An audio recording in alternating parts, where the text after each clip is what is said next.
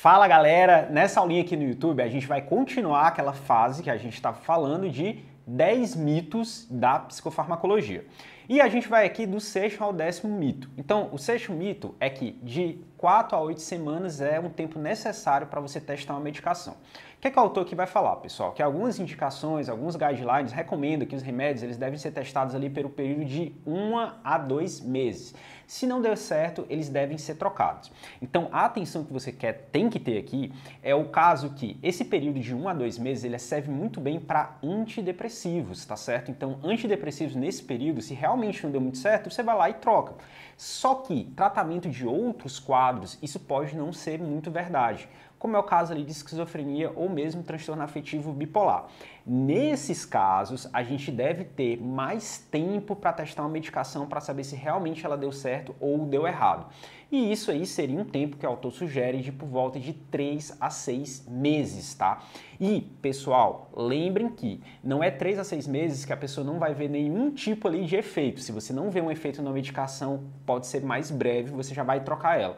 Mas 3 a 6 meses para realmente ver um efeito máximo, um efeito mais otimizado. E aí o autor ele chama a atenção que esse tempo de 1 a 2 meses que fica no nosso imaginário é justamente ali o tempo de 8 semanas que a maioria das medicações elas levam para serem aprovadas pelo FDA. E esse período é justamente porque é um período de teste mais barato para a liberação dessas medicações. Então, a maioria dos fármacos vão ser testados justamente ali em 8 semanas. Só que a gente sempre deve pensar no longo prazo e para saber, claro, se essas medicações realmente dão certo, né, para a prevenção de recaídas ou de recrudescimento da doença. Sétimo erro é dose slow, go slow, ou então dose de forma baixa e vá devagar. Grava aqui comigo a seguinte situação, vamos supor que ele que está no pronto-socorro, a pessoa chega com quadro de mania ou então uma psicose, e aí você vai iniciar 1 mg ou meio miligrama de risperidona. Não! Tá? Isso que a gente corrobora. O ideal, pessoal, é que você também tenha uma certa celeridade de usar uma medicação, sobretudo em quadros graves. Então é muito mais interessante você introduzir de 2 a 3 miligramas de risperidona, sem ali muito medo dos efeitos colaterais, porque justamente você vai priorizar o controle daquele episódio. E claro, pessoal, mesma forma que às vezes você começa com a dose mais alta da medicação, você também pode ter um aumento mais rápido da medicação. Um ácido valproico, por exemplo, no caso de uma mania, você pode aumentar ele aí de 500 a 750 mg a cada 2 a 3 dias. O autor aqui chama atenção para o erro de você ir devagar demais ou começar leve demais.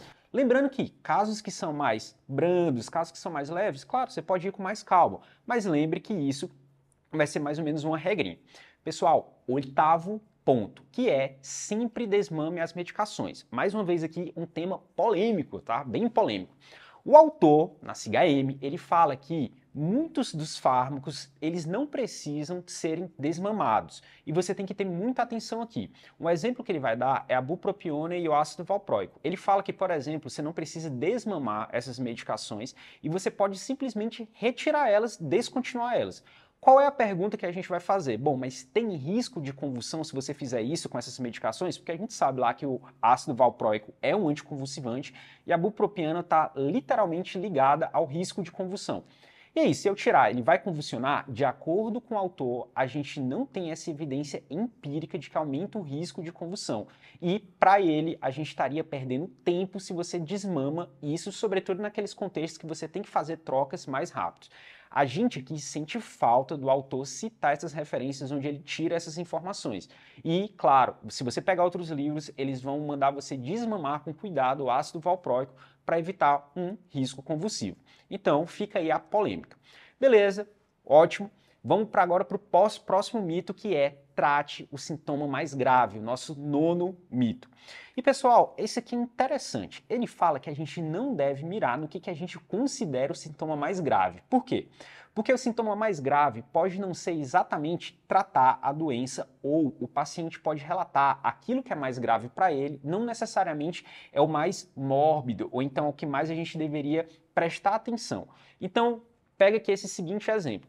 Imagina que uma febre ela está sendo causada ali por uma infecção bacteriana e a febre está muito alta. Teoricamente, essa febre é o sintoma mais grave e você resolveria ela ali com a dipirona. Mas Isso você está mirando no sintoma e o ideal seria usar um antibiótico para tratar a causa. Transpondo isso para a psiquiatria. Às vezes você vai pegar um paciente que ele está num quadro ali com uma doença bipolar, por exemplo, e ele está numa fase depressiva, então ele está com um quadro ansioso muito exacerbado. Isso, teoricamente, seria o sintoma mais grave. Só que se você mirar nisso e não mirar na doença ou no transtorno, você não vai estar necessariamente melhorando o seu paciente.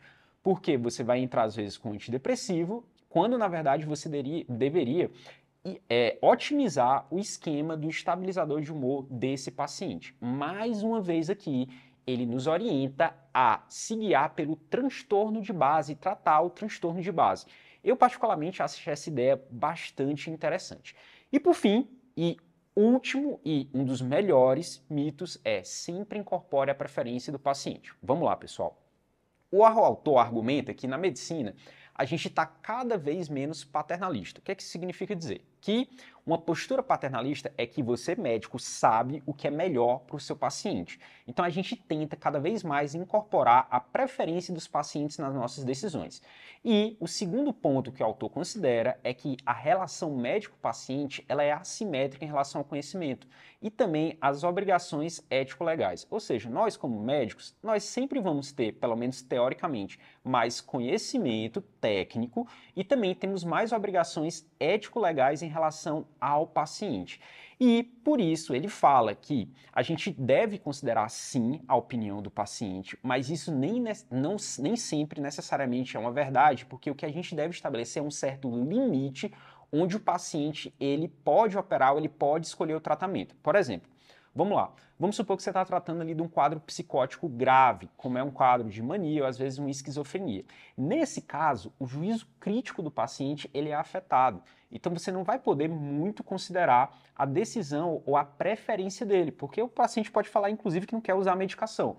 Então, nisso, você vai ter que assumir a decisão para o seu paciente. A gente vai aqui acrescentar que em casos mais leves, esse limite ele vai ser muito mais flexível. Você vai ter ali uma carteira maior de opções para oferecer para o seu paciente. E ele fala, no final, que o paciente ele é livre para decidir o tratamento dele, tá? Claro, quando a crítica está preservada. Só que o clínico, ele não é obrigado a aceitar a decisão do paciente, sobretudo quando essas decisões elas podem estar erradas, baseadas em um estigma, por exemplo, eu não vou tomar remédio porque eu estou louco, ou então em uma falta de crítica, como é o transtorno psicótico. Pessoal, espero que vocês tenham gostado. Deixa aqui o que é que aparece na prática de vocês, deixa aqui no comentário as suas dúvidas, que a gente vai responder. Um abraço e até a próxima.